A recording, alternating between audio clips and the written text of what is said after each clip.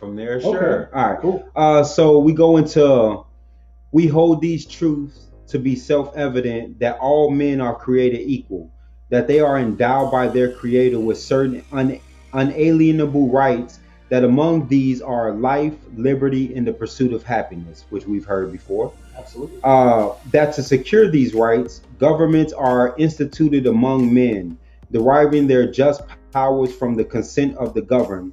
Whenever any form of government becomes destructive of these ends, it is the right of the people to alter or to abolish it, and to institute new government, laying its foundation on such principles and organizing its powers in such form as to them shall seem most likely to affect their safety and happiness. That's a good place to stop. That's a good place to stop. So that is actually one of the most important parts. Yes, it is. It of is, the whole thing, especially with what we're experiencing That's right true. now today. Especially with what we're experiencing right now today. That is the definition, and definitely saying that, hey, government, you're not abiding by the rules of the Constitution that govern this land, and you're not holding true to the word that you're supposed to be holding true to.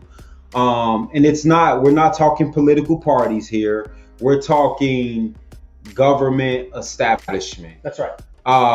Regardless of what you identify with, and the people are standing up and screaming that enough is enough. Right. And if you're not going to abide by the rules laid out in that Constitution, the people will make a change one way or the other.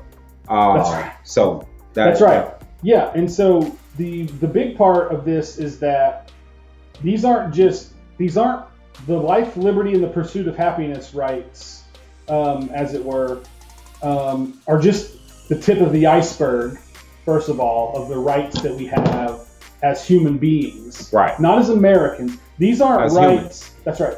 These aren't things that the founding fathers thought would be cool for Americans to have. Right. These are the rights of human beings. Absolutely. Life, liberty, the pursuit of happiness, and other things not listed here. Yeah. Right? That's what among these means. So, and those rights are given to us by the Creator, Exactly. by God, as these men believe in God. People say America is not a Christian nation, but it says right here in the very first document ever written, early in it. In fact, this document technically was written before America existed. Yeah. Until this document was signed, America didn't even exist. Exactly. And so that makes me believe that America kind of is a Christian nation, or at least believes in God the Creator. It's a godly nation. Right. Might not be a Christian in nation terms necessarily, of, whether you want to call it Christian, whatever, in terms of being godly, if you are of a religious faction, you believe in God and a higher power. That's right. And it's founded on religious freedoms, but those religions, to me, all believe in a God. And if it's a merciful God, then it's a good God to me. So